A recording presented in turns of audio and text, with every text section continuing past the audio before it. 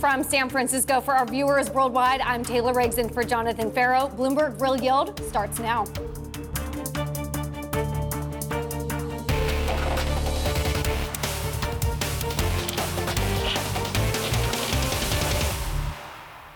Coming up, yields on the U.S. 10-year slipping back below 190, heading into the final week of the year as investors place their bets on rates in 2020. Plus, signs of optimism in the steepening yield curve, but it might not signal the all clear just yet. What it means for inflation and growth expectations in the new year. And wrapping up a year of outperformance in credit. Corporate bonds on track for their best returns in a decade, but how long can the rally continue?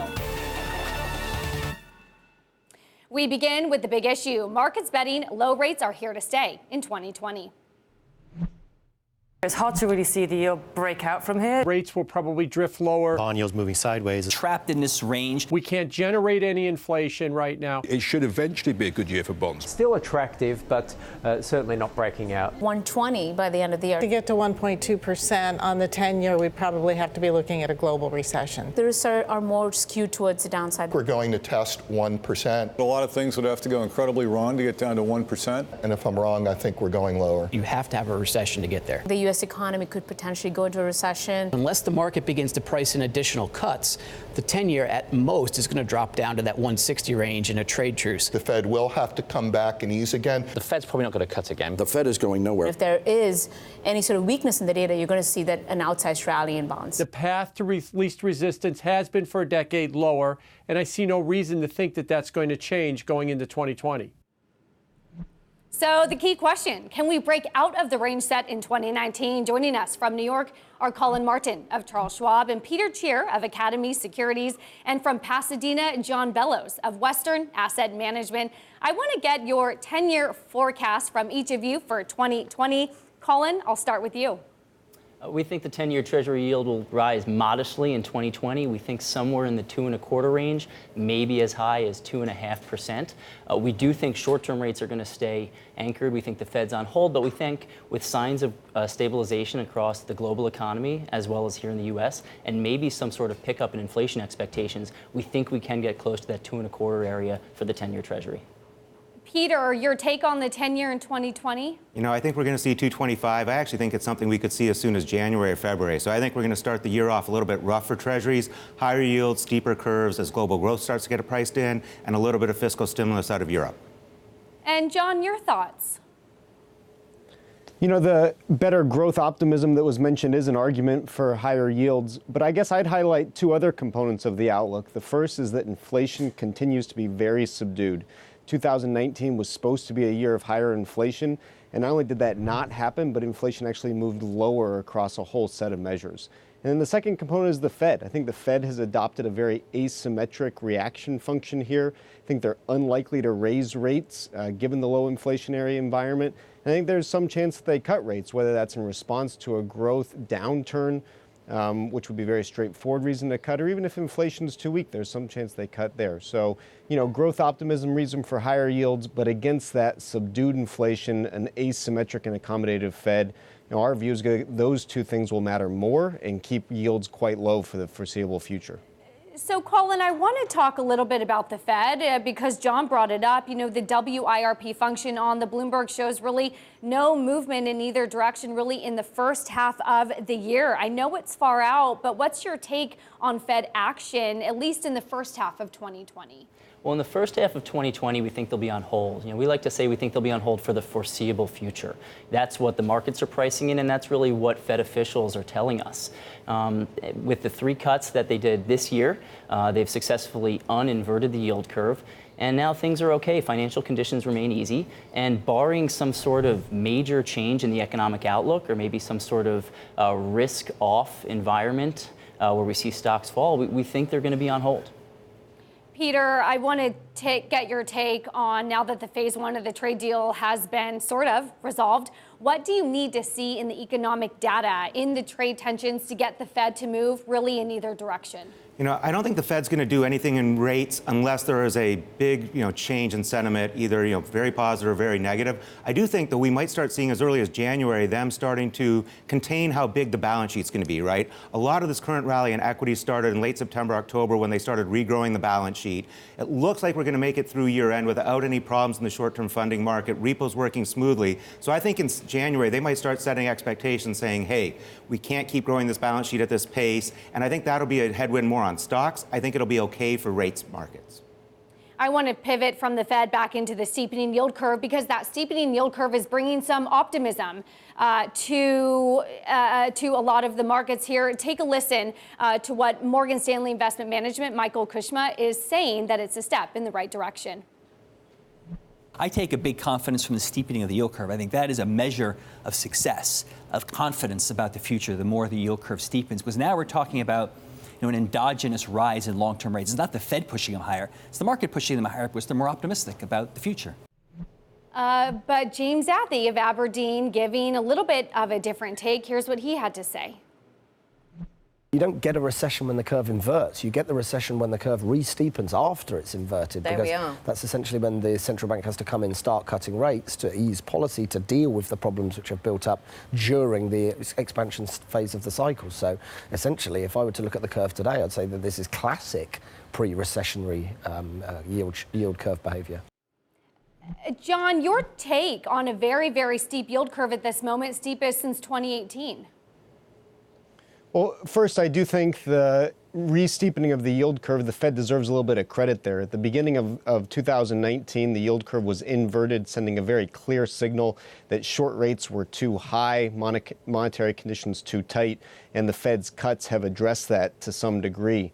However, I think it's very premature to signal an all clear here to declare success. If you think about the level of yields right now, inflation break-evens at the 10-year point are 175.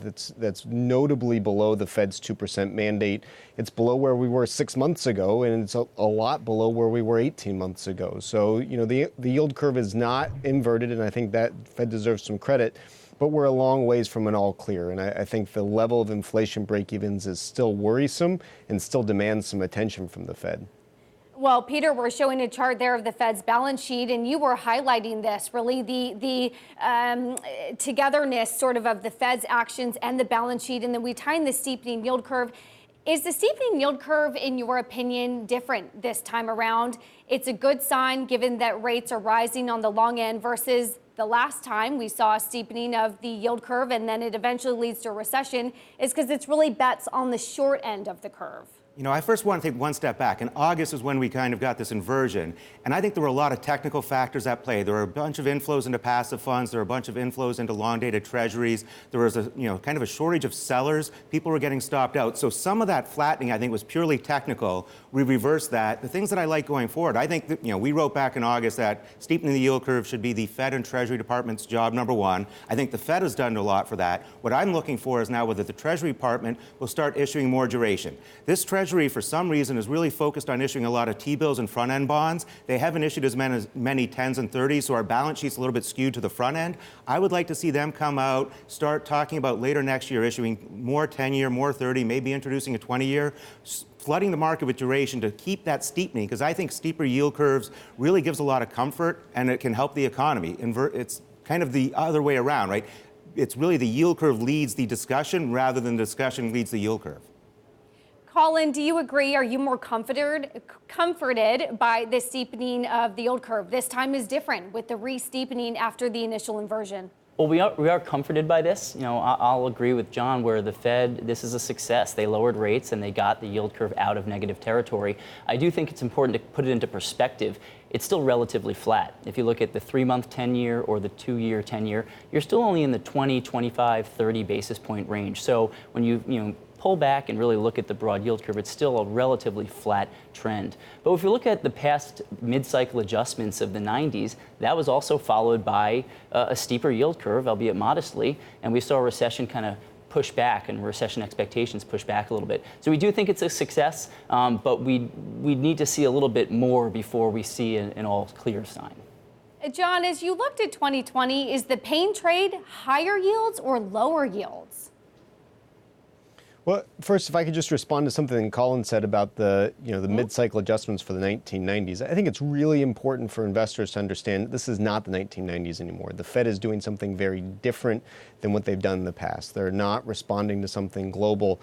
They're responding to low inflation here in the United States. They've made that very clear. Powell has tied future rate hikes to inflation explicitly. This is not something that we think is going to be reversed in the next few years, but instead, as long as inflation remains low, the Fed remains on hold. And I think that's really important to emphasize. This is not the 1990s. This is about inflation, not something else. In terms of the pain trade, one thing that strikes me is when you think about pain trades, they're about what's the consensus. And one consensus trade that we hear over and over again is the steepening of the yield curve, for reasons that have been discussed. And that could very well happen if you do see some kind of reignition of global growth and optimism and yields move higher in the back end.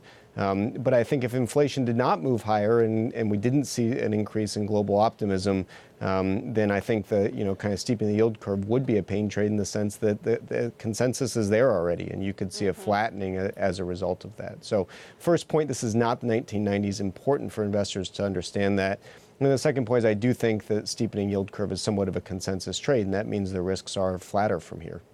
Well, everyone is sticking with me because coming up next, it is the auction block. The U.S. Treasury Department selling $113 billion of longer-dated notes in the final full week of 2019, plus a strong finish for the corporate credit market. That is all coming up next. This is Bloomberg Real Yield.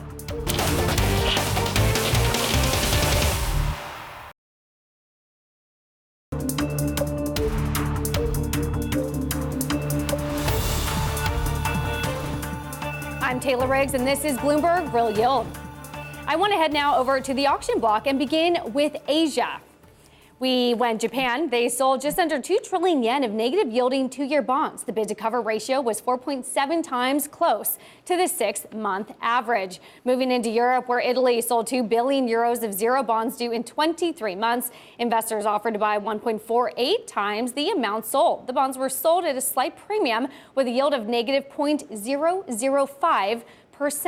And here in the U.S., the Treasury Department holding 3 auctions this week for 2-, 5-, and 7-year notes. Demand for the $32 billion of 7-year notes rose from the last auction of securities with the same maturity. Demand for 2- and 5-year notes was lower than average.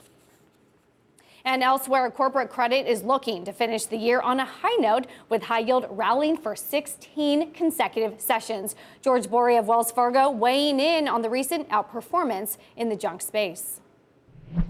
Across high yield, you're basically pulling in, 2020 returns into 2019. And I think there's kind of a year-end squeeze that's going on as people scramble, looking for that recovery trade. Where can I get the incremental yield? Where can I get the incremental return? How can I set myself up for next year? And we've seen a very meaningful squeeze into the market. Still with me are Collin Martin, Peter Tchir, and John Bellows. Collin, I want to get your take on some of the comments that George Bory was saying, basically that we have pulled a lot of those returns in the CCC space specifically back into 2019. Do you see that as being the case? We do. We think it's going to be very difficult to mimic the returns we saw this year in the credit markets, especially in high yield. We've gotten to a point where spreads are very low, prices are very high. And the returns we saw this year, frankly, are going to be very difficult to follow unless we see spreads go to all-time low levels. So our outlook for next year and our guidance for our investors is to kind of be very defensive. We suggest an underweight for high-yield bonds, especially the low-rated, junkiest parts like CCCs. And we think our outlook is really just earn your coupon. Coupon payments are going to really make up most of the return in 2020.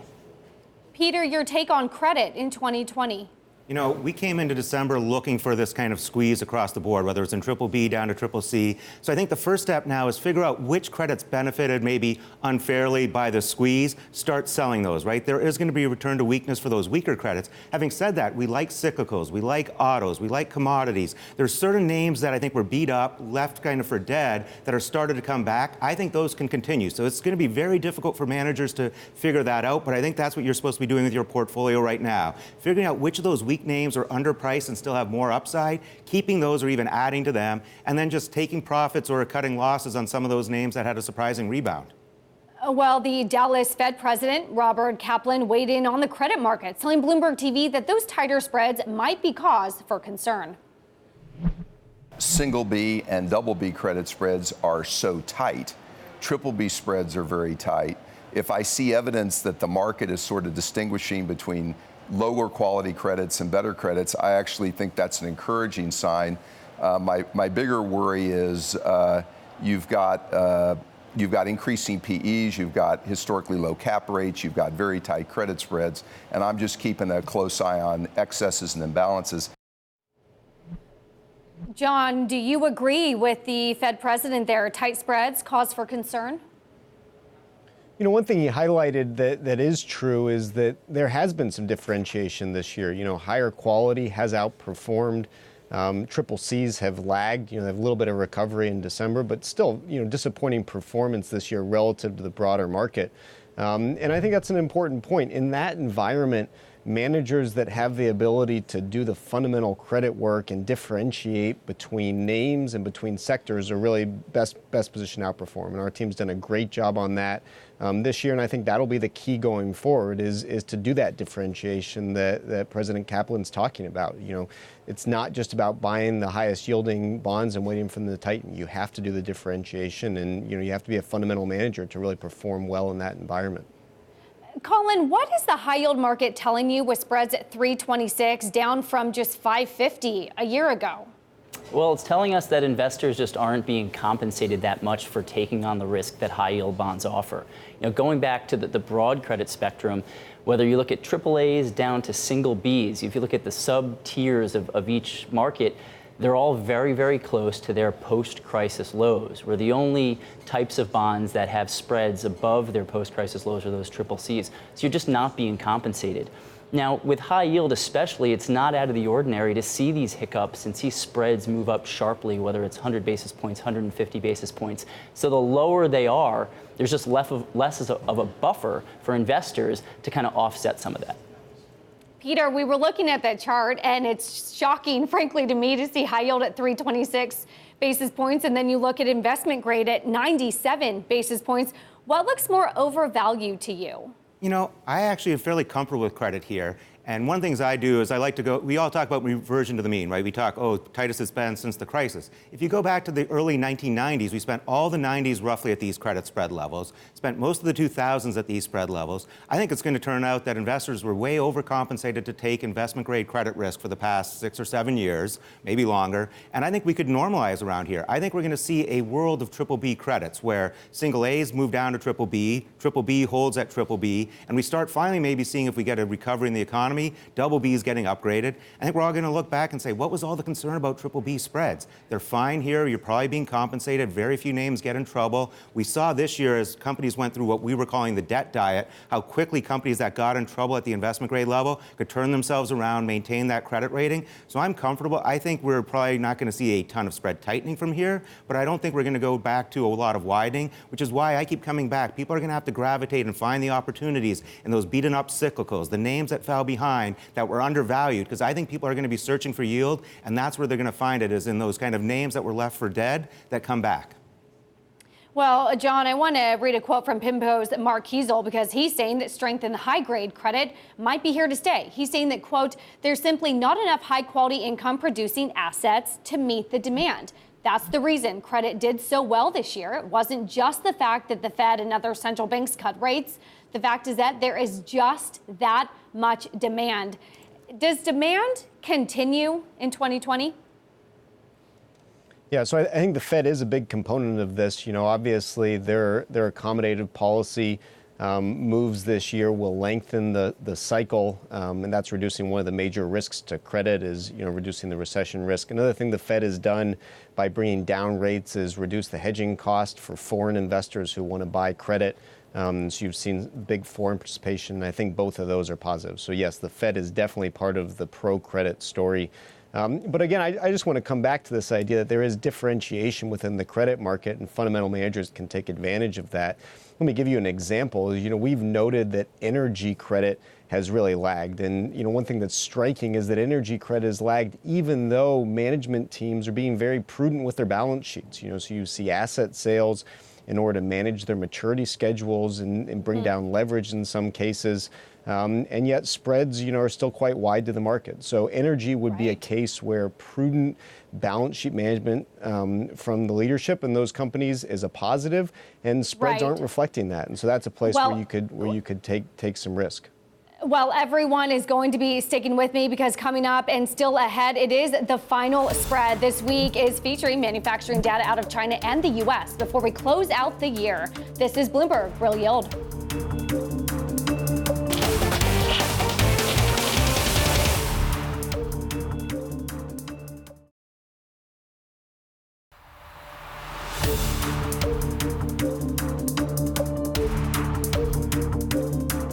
I'm Taylor Riggs, and this is Bloomberg Real Yield. And time now for the final spread coming up over the next week. On Monday, we get Chinese PMIs and U.S. wholesale inventories. Tuesday, the bond market closes early ahead of New Year's Day on Wednesday, with most global markets closed. Thursday, we get China manufacturing PMI data. And on Friday, we get minutes of the Fed's latest meeting. And still with us around the table, Collin Martin, Peter Tchir, and John Bellows. Peter, Tony Crescenzi, I'll spit my words out eventually, told us that 2020 will be a year of coupon clipping. So you take a look at returns. Is it price or coupon in 2020? I think it's going to be different for the total return investors. I think you're going to have to be careful because if we're right and yields back up, it may be a coupon clipping. I think for spread investors, people who are nimble, you can do very well. And I think you're going to have to be a little bit aggressive, as the other guest, John talked about. Energy could be the area that outperforms. So you have to be overweight some of those sectors that still have some juice in them, I think, to perform well. And you're going to have to time this market. There's going to be opportunities to buy and sell, rebalance your portfolio. And I think that will drive returns much better than just getting the coupon back. Well, it is time now for the rapid fire round. To each of you, Collin, Peter, John, how many Fed cuts in 2020? Collin. Zero. Peter. Zero. John. I'll be a little bit more bullish and say one. Okay. What's the upper bound for the 10-year in 2020? Collin. We think 2.25, but upper bound, we'll say 2.5. Peter. I'll go 275. John? Sorry, for the 10-year Treasury? Yeah, upper bound. I'm going to say 2. Okay, and what part of high yield outperforms? Double B. You know what? Perfect. I'll just get one answer there. That was Collin Martin, Peter Tchir, and John Bellows. Thank you both. This is Bloomberg Real Yield.